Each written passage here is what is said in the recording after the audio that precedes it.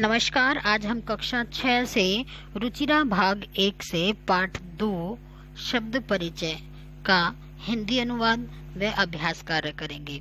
तो आइए शुरू करते हैं। शब्द परिचय। ऐशा का, यह क्या है। ऐशा दौला, यह झूला है। दौला कुत्र अस्ति, झूला कहाँ है। दौला उपवने अस्ति, झूला बगीचे में है। सा का, वह क्या है, यह आकारांत में है। वह क्या है। सा घटिका, वह घड़ी है। घटिका किम सूचयति, घड़ी क्या बताती है। घटिका समयम सूचयति, घड़ी समय बताती है। ऐते के, ये दो कौन हैं। किम ऐते कोकिले, क्या ये दो कोयल हैं। ना ऐते चटके, नहीं ये दो गौरैया हैं, जिन्हें हम आम भाषा में चिड़िया कहते हैं। चटके किम कुरुत, चिड़िया या दो गौरैया क्या कर रही हैं। ऐते विहरत है, ये दोनों फुदक रही हैं। ते के, वे दो कौन हैं। अब वे का प्रयोग इसमें जहां तीर के निशान का प्रयोग किया गया है, अर्थात जहां एरो साइन शो किया गया है, वहां उनके लिए पूछा गया है। ते के, वे दोनों कौन हैं। ते चालिके स्तः, वे दोनों चालिकाएं हैं। मेल ड्राइवर होता है चालक और फीमेल ड्राइवर होती हैं चालिकाएं। ते किम कुरुतः, वे दोनों क्या कर रही हैं। ते वाहनम चालयते, वे दोनों वाहन चला रही हैं। एता का, ये सब क्या है। एतः स्थालिकः, ये सब थालियां हैं। किम एतः गोलाकारा, क्या ये सब गोलाकार हैं। आम एता गोलाकारः एव, हाँ ये गोलाकार ही हैं। एव का अर्थ होता है ही। ता कहा, वे सब कौन हैं। ता अजह, वे सब बकरियां हैं। सा एक वचन के लिए प्रयोग होगा, ते द्विवचन के लिए प्रयोग होगा और तहा बहुवचन के लिए प्रयोग होगा। यहाँ पर तहा दिया है, अर्थात वे सब अनेक। तहा किम कुर्वन्ति, वे सब क्या कर रही हैं। तहा चरन्ति, वे सब चर रही हैं। एतत् वह, एतत् का प्रयोग होता है जब कोई व्यक्ति समीप होता है, उसके लिए हम एतत् का प्रयोग करते हैं। स्त्रीलिंग में ऐशा ऐते ऐतः का प्रयोग किया जाता है। ऐशा का अर्थ है यह, ऐते का अर्थ होता है ये दो, और ऐतः का अर्थ होता है ये सब। अगर हम इनका वाक्य में प्रयोग करें तो ये इस प्रकार बनेंगे। ऐशा बालिका, यह बालिका है। ऐते बालिके, ये दो बालिकाएं हैं। ऐतः बालिकः, ये सब बालिकाएं हैं।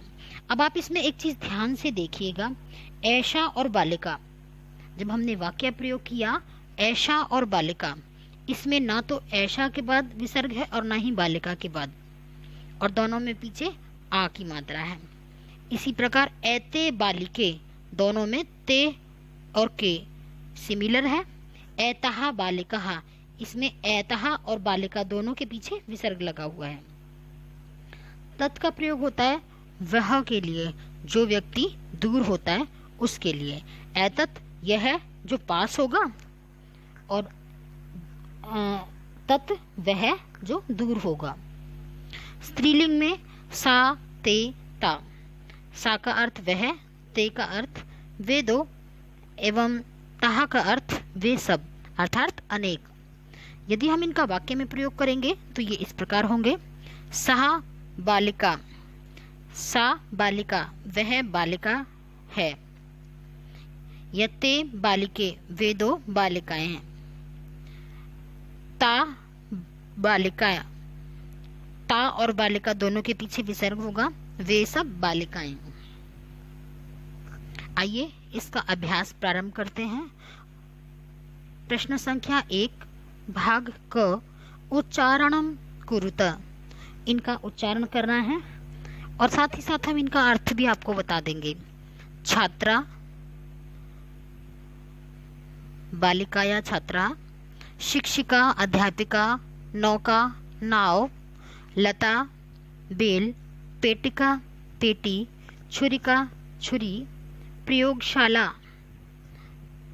प्रयोगशाला का अर्थ होगा जहाँ हम कोई एक्सपेरिमेंट करते हैं, लैब, वह प्रयोगशाला।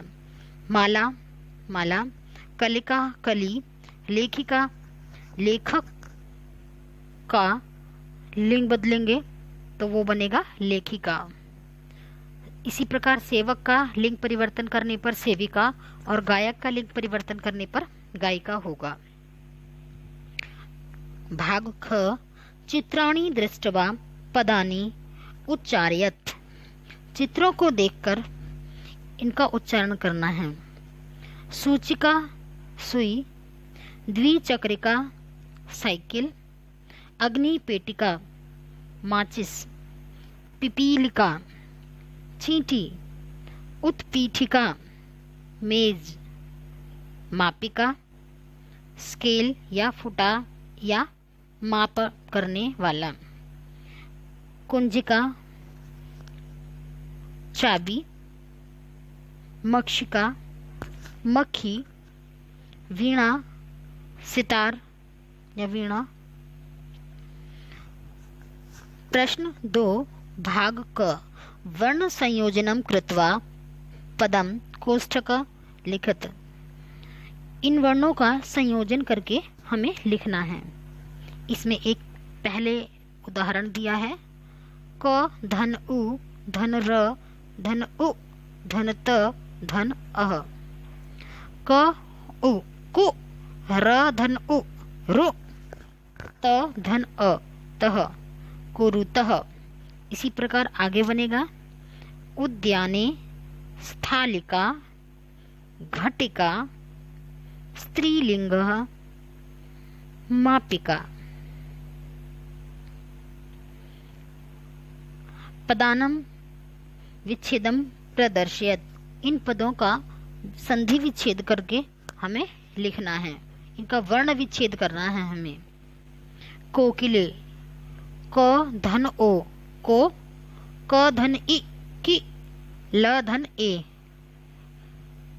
क और ओ को मिलाकर के बनेगा को। क और ई को मिलाकर के बनेगा कि। ल और धन ले, इस प्रकार बनेगा कोकिले। चटके, च धन अ, च। द ट धन अ, ट। क धन अ, ए, के, चटके। धाविका, ध धन आ, धा। व धन ई, वि। क धन आहा, कहा, धाविका। कुचिका, क धन उ, को।